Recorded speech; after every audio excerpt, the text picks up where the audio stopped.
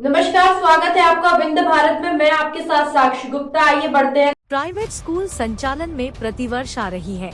विभिन्न समस्याओं से परेशान आज प्राइवेट स्कूल एसोसिएशन रीवा ने पत्रकारों से चर्चा करते हुए कहा कि हमारी 6 सूत्रीय मांगे हैं, जिन्हें पूरी नहीं की गई तो हम उस पार्टी का समर्थन करेंगे जो हमारी समस्याओं का निराकरण करेगा, हमारी मांगे पूरी करेगा। उन्होंने चर्चा के दौरान बताया कि प्राइवेट स्कूलों को प्रतिवर्ष मान्यता लेना पड़ता है। आता कक्षा 1 से 12वीं तक स्थायी मान्यता प्रदान किया जाए तथा कक्षा 1 से 8वीं तक की मान्यता में F.DR की अनिवार्यता समाप्त की जाए। प्राइवेट स्कूलों को मान्यता के लिए रजिस्टर्ड किरायानामा अनिवार्य कर दिया गया है, जो कि पूर्व में नहीं था, अतः इसे पूर्ववत किया जाए। प्राइवेट स्कूलों में प्रतिवर्ष मान्यता एवं संबद्धता शुल्क ली जाती है, जबकि पूर्व में केवल संबद्धता शुल्क ही ली जाती थी, अतः मान्यता शुल्क समाप्त किया जाए। अनिवार्य एवं ने शुल्क शिक्षा के अंतर्गत संस्थाओं को अन्य राज्यों की अपेक्षा कम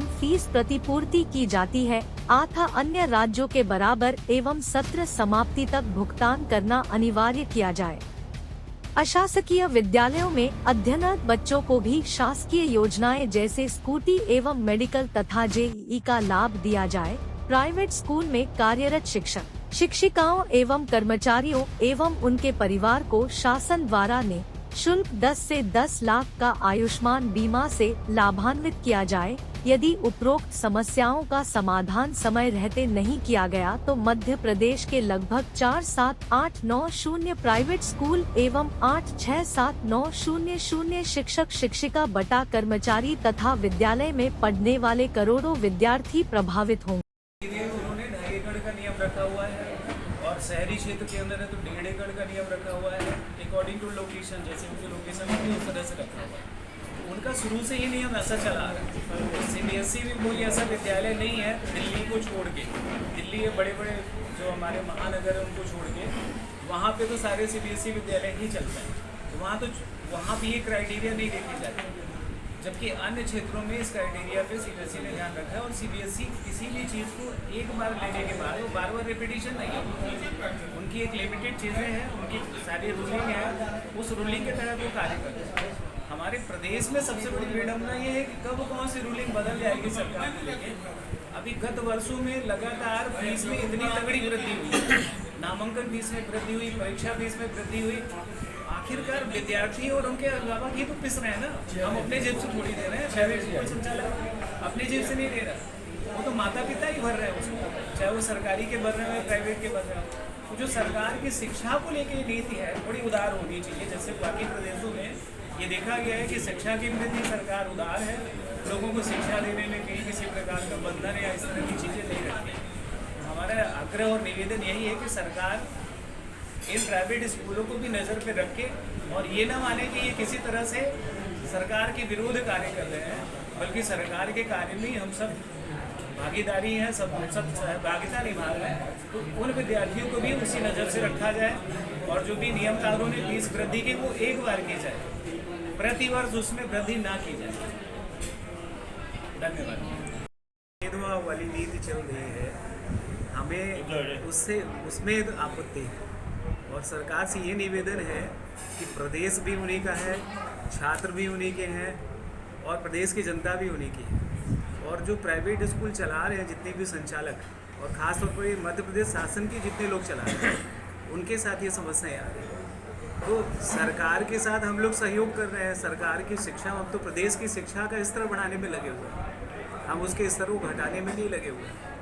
हम तो चाह रहे हैं कि आप देखिए ऐसे ऐसे गांवों में प्राइवेट स्कूल खुले हुए हैं जहां सरकारी विद्यालय खोले जाने की संभावना ही नहीं है, सड़कें नहीं है, कुछ भी नहीं है, कोई सुविधा नहीं है।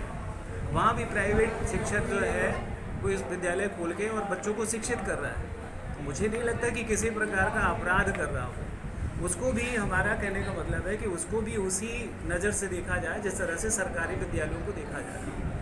प्राइवेट छात्रों के साथ और सरकारी छात्रों के साथ भेदभाव नहीं उत्पन्न होना चाहिए। अभी जो सरकार की कुछ नीतियाँ अभी आई हैं वर्तमान में, उनमें सबसे ज़्यादा ये देखने के लिए मिला है कि जो सरकारी स्कूल के विद्यार्थी हैं उनको स्कूटी दी जाएगी, प्राइवेट वालों को नहीं दी जाएगी। विद्यार्थी तो सभी हैं, सभी ने मेहनत कर रखी है, सबने अपने उज्ज्वल भविष्य के लिए अपने प्रतिभा को आगे रखा हुआ है, तो उन्हें भी मिलना चाहिए। हमारा सरकार से केवल यही निवेदन है कि जो भी नीतियाँ बने वो शिक्षा में सभी के लिए सामान्य होनी चाहिए। ऐसा नहीं कि सरकारी के लिए कुछ और नीति बन रही, विद्यार्थियों के लिए, प्राइवेट के लिए और विद्यार्थियों के लिए नियम बन रहे हैं। विद्यार्थी, अभिभावक सभी उससे असंतुष्ट है, सबके अंदर असंतुष्टि है कि जो सरकार की नीति है वो कहीं ना कहीं दोषपूर्ण है, उस पर सरकार को ध्यान देना चाहिए। किराया नाम और मांगों को लेकर देखिए बात कई बार हो चुकी। हम लोगों ने मुख्यमंत्री जी से समय मांगा था, लेकिन उन्होंने समय देना उचित नहीं समझा। इसलिए हम लोग अपनी बातें मीडिया के माध्यम से शासन प्रशासन के सामने उठा रहे हैं। चुनाव के समय मांग कहाँ से पूरी हो पाएगी? 2 दिन में आचार संहिता लग रहा है, इस मांग को चुनावी धमकी है क्या? नहीं, धमकी तो नहीं सर, ये मांग हम लोग लंबे समय से मांग रहे हैं।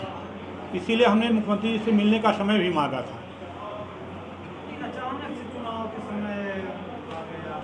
नहीं, उन्होंने समय देने का आश्वासन दिया था। अब जब समय नहीं दिया तो हमें यह प्रेस वार्ता करनी पड़ रही है।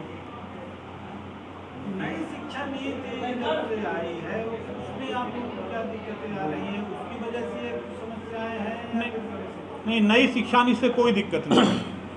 दिक्कत इस बात की है, जैसे अभी हमने चर्चा किया मान्यता संबद्धता शुल्क के संबंध में। संबद्धता शुल्क सरकारी स्कूल से भी ली जाती है, हमसे भी ली जाती है, लेकिन उनसे कम ली जाने लगी, हमारी राशि बढ़ा दी गई। मान्यता शुल्क उनसे नहीं ले जाती। बच्चे हमारे हैं, सरकारी के भी बच्चे हैं, उनको स्कूटी दी गई, जेई मेंस और मेडिकल के क्षेत्र में आरक्षण दिया गया, तो हमारे बच्चों को भी मिलना चाहिए। हम तो तार्किक मांगे उठा रहे हैं। फिलहाल के लिए इतना ही। खबरों का सिलसिला लगातार जारी है, बने रहिए हमारे साथ। नमस्कार।